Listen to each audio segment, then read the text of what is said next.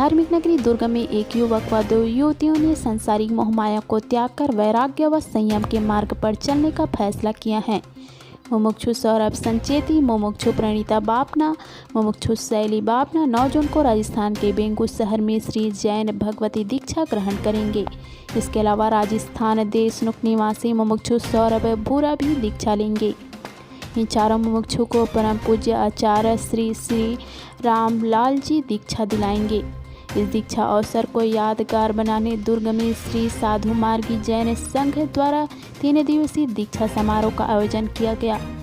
वहीं दीक्षा महोत्सव की शुरुआत 24 मई को होगी और भव्य आयोजन के साथ 26 मई की कार्यक्रम का समापन होगा।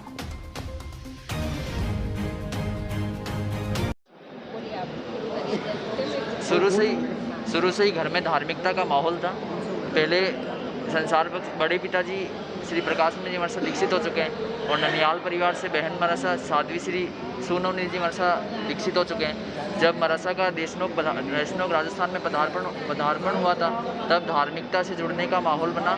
तभी से पूज्य आचार्य भगवान की सन्निधि में रहने का काम बढ़ा और ये समझने का अवसर प्राप्त हुआ कि असली जीवन क्या है। क्या यही सांसारिकता में अपन उलझ के अपना जो बहुत मुश्किल से जो मनुष्य जन्म मिलता है उसको ऐसे ही निरर्थक कर देंगे या उसकी सार्थकता के लिए कुछ प्रयास करेंगे।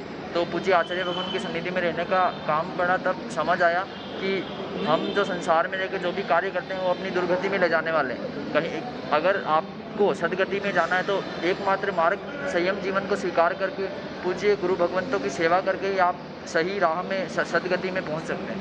आप भौतिक जीवन को छोड़ करके टोटल सांसारिक जीवन उसको लेके कैसे? तो अभी तक आप जितनी भी भौतिक सुविधाएं थे अभी तक उनका उपभोग कर रहे थे, जब भौतिक सुविधाएं आप छोड़ रहे हैं उसको लेके कैसे देखते हैं आगे? पहले जब धार्मिकता से नहीं जुड़े थे तब भौतिकता ही सबसे अच्छी लगती थी। जब से पूज्य गुरु भगवंतों के सानिध्य में जाने को मिला, समझने को मिला कि भौतिक सुख सुविधाओं या आज की चकाचौंध में रह के हम अपने जीवन को पूर्णतः एक नीचे की ओर लेके जाते हैं और यहाँ धार्मिकता में जुड़ के अपन अपने जीवन को अपनी आत्मा का कल्याण कर सकते हैं। भौतिक जीवन में रह के अपनी आत्मा का कल्याण करना बहुत मुश्किल है। इसीलिए मन में एक अलग सा उत्साह रहता है, अलग सी खुशी है जब से दीक्षा खुली है तब से कि हमें इस शुभ अवसर पर या भगवान महावीर के मार्ग पे बढ़ने का शुभ अवसर प्राप्त हो रहा है। आप दीक्षा ले रहे हैं, जैसे आपकी इच्छा हुई अपने माँ बाप से मिलने की, तो क्या दोबारा मिल सकते हैं अपने? हम लोग हालांकि हमारा ये नियम रहता है, हम चला के उनसे मिलने के लिए नहीं जा सकते, लेकिन हमारा जहाँ चातुर्मास है या हम जिन गुरु भगवंतों के सानिध्य में रहते हैं वहाँ वो हमारे दर्शन करने या हमसे धार्मिक चर्चा वार्ता करने आ सकते हैं। वो आएंगे, आप नहीं आ पाएंगे? नहीं, हम लोग मिलने के उद्देश्य से नहीं जा सकते, भिक्षाचर्या के लिए उनके घर में जा सकते हैं। आपका परिचय? मैं सौरभ भूरा, देशनोक राजस्थान से। ये क्या है? संसार का त्याग, मोह मान जीवनी का है जो चल की रक्षा, उन जीवों की रक्षा के लिए ये संसार त्याग रहे हैं। इनके पास न तो कोई सामान रहेगा, न कोई पैसा रहेगा, न कोई वस्त्र रहेगा, न जूता चप्पल रहेगा। नहीं भाई, जूता चप्पल सब घर बार छोड़ के रहेंगे।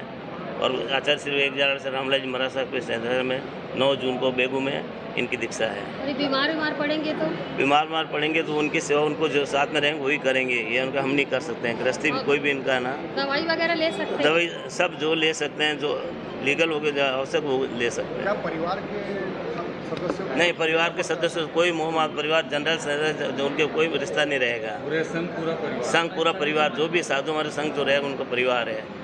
माँ बाप से कोई लेना देना नहीं। मेरा नाम ओम प्रकाश सांगला, मैं साधु हमारे जैन संघ ग्रुप का अध्यक्ष हूँ।